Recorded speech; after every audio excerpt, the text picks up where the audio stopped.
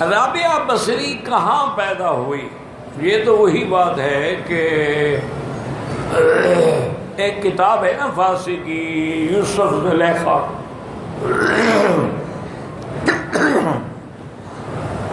بہرحال یہ بھی یاد رکھیں کہ یہ زلیخا جو ہے نا، یہ نام بھی مولویوں نے نکالا ہوا ہے۔ مولوی لوگ بادشاہ ہیں نا، جو مرضی ہے کرتے ہیں۔ اللہ کے قرآن نے نام نہیں لیا ہے امرأۃ العزیز، عزیز کی بیوی۔ جب قرآن نام نہیں لیتے تو ہمیں کیا ضرورت ہے کہ ہم نام رکھیں؟ باقی روایات اسرائیلی میں اس کے کئی نام آئے ہیں، زلیخا بھی ہے، راعیل بھی ہے، اور بھی کئی نام، وہ تو جھوٹی روایات ہیں۔ بہرحال وہ اتنی مشہور ہو گئی ہے زلیخا کہ کتابیں لکھی گئی یوسف و زلیخا کے قصے پر۔ ایک طالب نے جب کتاب یہ پڑھی ایک استاد سے، تو جب کتاب ختم ہوئی تو اس نے کہا استاد ایک بات تو بتائیں، زلیخا مرد تھی یا عورت تھی؟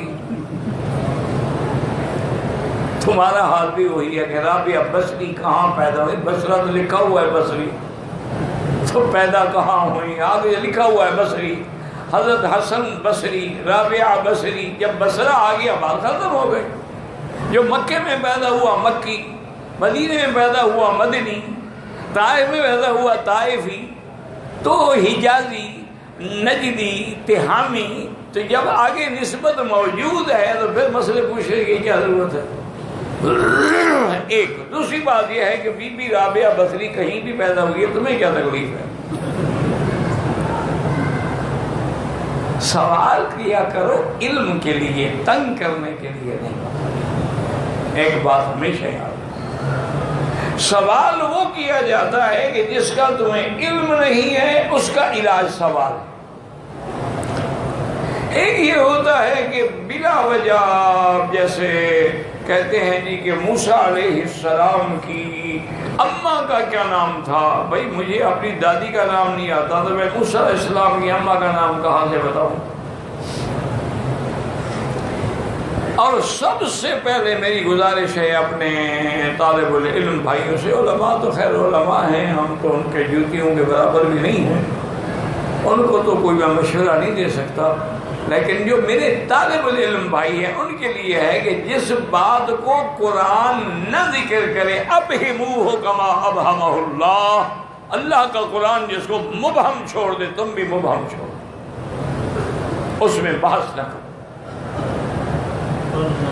اب اللہ نے فرمایا وَأَوْحَيْنَا إِلَىٰ أُمِّ مُوسَىٰ أَنْ أَرْضِعِيهِ، ہم نے موسیٰ علیہ السلام کی ماں کا نام کیا ہے جب قرآن نہیں بتلاتا؟ اللہ اگر چاہتے تو بتلا دیتے، دیکھو نا بی بی مریم کا نام بتلا دیا،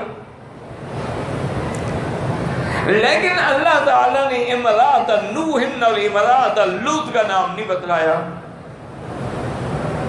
امرأۃ فرعون کا نام نہیں بتلایا۔ تو قاعدہ یاد رکھو کہ جن چیزوں کو اللہ نے چھپایا ہے تم بھی ان کو رہنے دو۔ اصحاب کہف ہیں، اللہ نے نام نہیں بتلایا۔ اذ اوى الفتية الى الكهف، کہ چند نوجوان تھے جنہوں نے غار میں جا کے پناہ لی، وہ کیا نام تھا پتہ ہی نہیں، لیکن لوگوں نے ماشاءاللہ روایات اسرائیلی ایسے اصحاب کہف کے نام بھی ڈھونڈ نکالے ہیں۔ اللہ نے قرآن میں یوسف علیہ السلام کے بھائیوں کا نام نہیں لیا، اخوت یوسف، یوسف کے بھائی۔